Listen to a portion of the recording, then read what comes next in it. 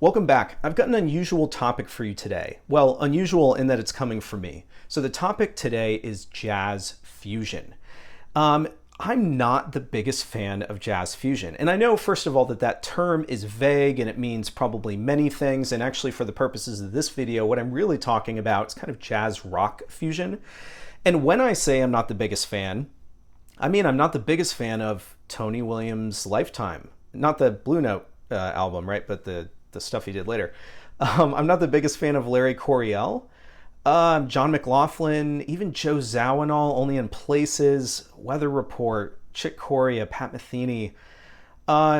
It's just that it's not that I don't like their music across the board. It's just that it takes a lot for me to, I don't know, be able to really appreciate it. And so only here and there, right? Tracks, to some extent individual albums, especially when it comes to Weather Report. But overall, I'm just not the biggest fan. And so a lot of people, you shouldn't come to me necessarily for jazz fusion recommendations, except that if there are albums that I like that I would say also are squarely jazz fusion, then maybe there's, I don't know, something about it. For any of you folks out there who are like me and have a harder time getting into it, maybe learning about really the four that I want to cover today, just four. Maybe that'll be helpful. Maybe it'll sort of open your eyes to some music that you weren't previously aware of. So that's what we're going to do. We're going to cover four albums. As always, before we get into it, hit subscribe, hit the notification bell, head over to Instagram and follow me. I'm at what_can_brown.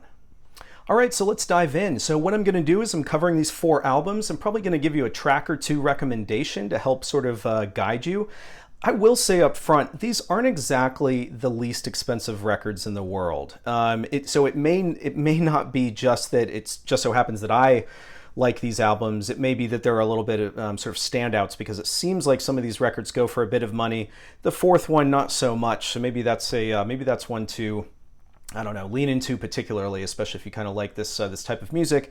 But in any event, let's just kind of dive in. So the first one that I wanted to talk about is an album called Niara by Doug Lucas. Hope this is easy enough to see. So first of all, beautiful cover and a very jazz fusion-y cover, right? So a lot of these covers in the mid to late 70s had these kind of fantasy sort of elements, right?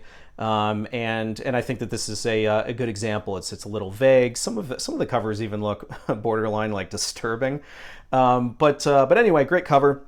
So a little bit about this. It was released in 1976. It is on the Shady Brook Records label. So Doug Lucas is a trumpet player, and maybe that's one reason why I kind of lean into this one a little bit more than others. You also have Yvonne de Sutter on bass. You have Frank Wetz on keyboards and Bruno Castellucci on percussion. I believe Mr. Castellucci, probably had the most prolific career out of any of these musicians. So what about this album do I like? There's a very cinematic quality to it. So I think one of the things that I sort of shy away from is the sort of repeating vamp of a lot of jazz fusion that just, I suppose you're supposed to kind of like, I don't know, zone out or kind of like just get so involved that you forget that the same groove is going on for like 5 minutes. That's my cynical perspective. On this one, I don't get that. In fact, I don't think there is that kind of repetitive thing on the albums that I'm recommending here. But like I said, a very cinematic quality to this one. Definitely in a jazz rock vein, especially with the drum work. I think that's the most obvious cue on this album that this is a jazz fusion record. It's sort of a driving, pulsing kind of thing. There are some acoustic feeling tracks on here as well. And again, that's probably a reason why I like this one a little bit more. So I think the standout track for me, at least, is titled As If We Knew. So definitely one of my favorite. I would say that it borders post-bop in feel, except that it has sort of synthesizer or synthesized keyboards playing accents that very much bring it into that late 70s fusion kind of thing. So I would definitely check that track out first. It's really beautiful. Again, As If We Knew. Incidentally, Doug Lucas's next album, Chiaroscuro, is quite collectible as well.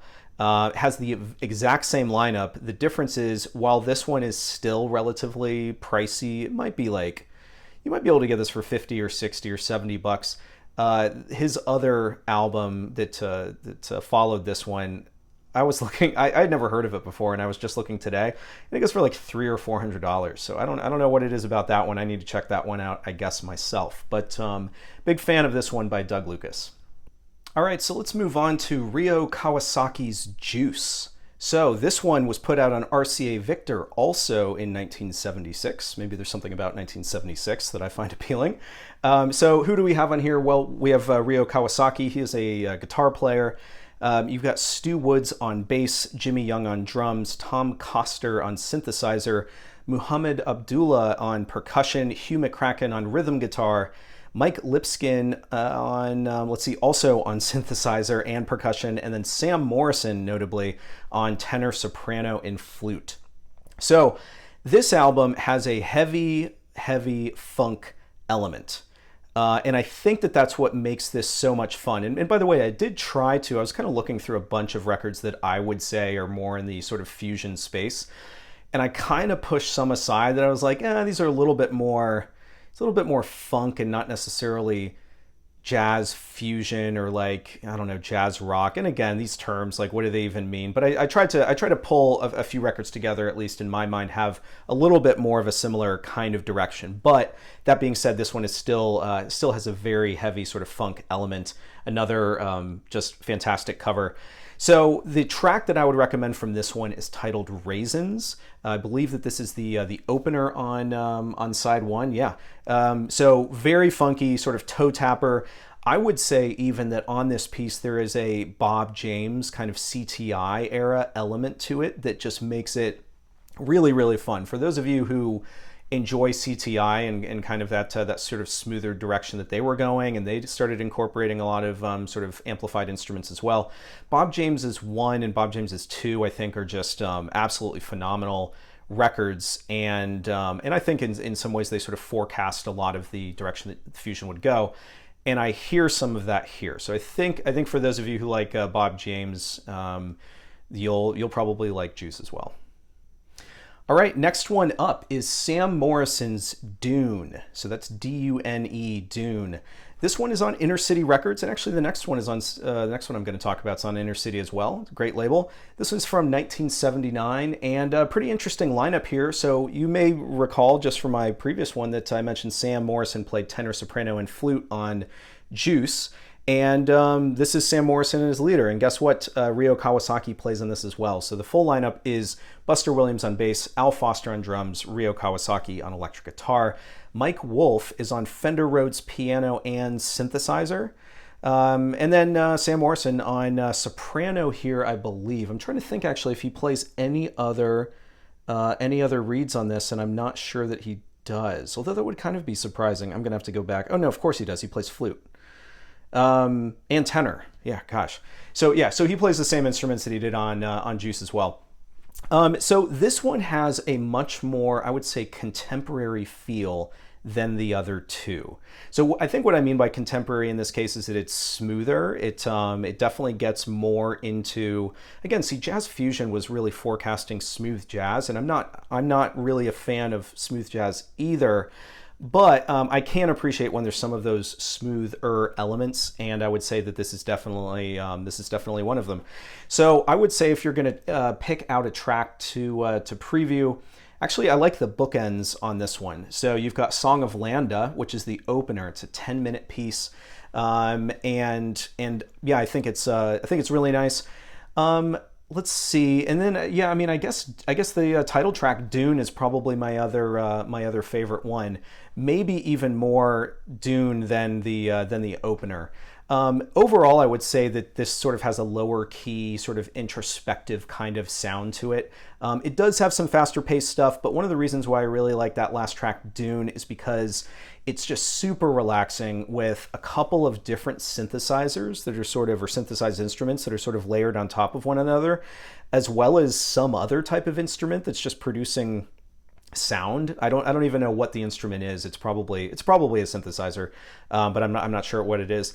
And then you have Sam Morrison's sax sort of floating over it as really the only acoustic sounding instrument, and it's just it's really cool. So I'll go back on my initial statement and say that if you're gonna look for one, check out Dune, but certainly the opener, Song of Land, is great as well. All right, so the last one I wanted to touch on is Reggie Lucas's survival themes. So as I alluded to before, this one is on Inner City Records. This is from 1978. Joining Reggie Lucas are Joe Gardner. I keep wanting to say Gardner, it's Gardner. Clifford Adams, John Stubblefield, Anthony Jackson, Michael Henderson, M. Toomey, Howard King, and Hubert Eves. So what to say about this? First of all, the production team behind this is Japanese, and I feel like even before I learned that, even before I looked at the credits, I felt like it had a very Japanese feel to it. And so perhaps no wonder that that it was sort of produced and directed by some Japanese producers. So this one is one of those that was licensed by East Wind. So Inner City licensed a variety of fantastic music from East Wind and put it out on Inner City. And so this is is this an Inner City? Yeah, this is an Inner City pressing.